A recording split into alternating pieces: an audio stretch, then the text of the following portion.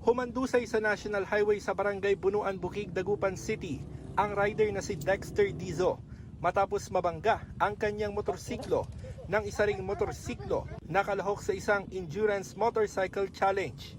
Wasak dito niyan. Makikita mo yung buto niya. Inaano pa ng balsamador. Inaayos kaya naka-step po. Nadami rin sa disgrasya ang isa pang kalahok sa kompetisyon.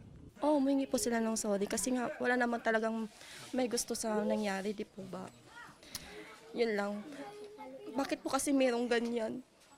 Sana inisip din nila yun, di ba? Sana ano ko lang, wala na sanang susunod. Madilim doon eh. Mabibilis yung mga rider. Yun lang. Yung nakita namin doon, dumaan sila, mabibilis talaga yung rider. Sa San Juan, La Union naman, nasawi rin ang isa pang rider na nakabanggaan ng isa ring kalahok sa motorcycle challenge. Ayon sa pulisya, nag-overtake ang rider na kasali sa motorcycle challenge pero sakto naman ang pagdating ng biktimang rider mula sa kabilang linya. Hindi mo naman kasi pwedeng pigilan yung mga motorista na kasi dadaan din sila, ma'am. So yung mga participants, sila na lang mag-adjust, ma'am, na dadaan. Pero yung mga nakakuan kami, ma'am, sa yung mga intersection, yun ang binabantayan namin kasi baka yung mga biglang susulpot na mga sasakyan. Sa San Agustin, Isabela naman, sugatan ng isang lalaki na nakabanggaan din ang isa pang kalahok. Dinala sa ospital ang biktima. Ayon sa otoridad, nakipag-ugnayan ng organizer sa pulisya para sa seguridad ng aktibidad. Pero sadyang mabibilis daw ang takbo ng mga sangkot sa aksidente.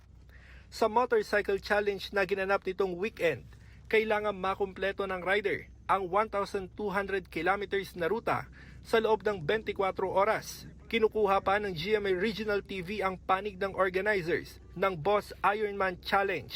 Pero sabi ng pulisya, nangako ang mga organizer at mga rider ng motorcycle challenge na sangkot sa aksidente na tutulong sa gastusin ng mga pamilya ng mga nasawi.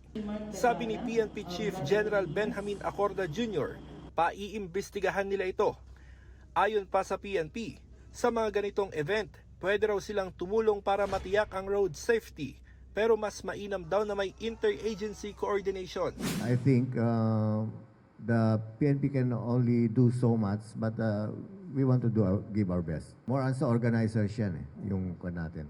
But we are willing to help and do any interagency coordination with them. Para sa GMA Integrated News, ako si Russell Simorio ng GMA Regional TV 1 North Central Luzon, ang inyong saksi.